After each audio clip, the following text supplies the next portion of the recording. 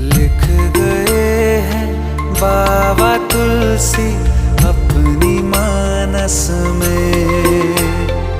भक्तों को ठुकराता नहीं तू, यूं ही तो कहलाता नहीं तू, मर्यादा पुरुषोत्तम।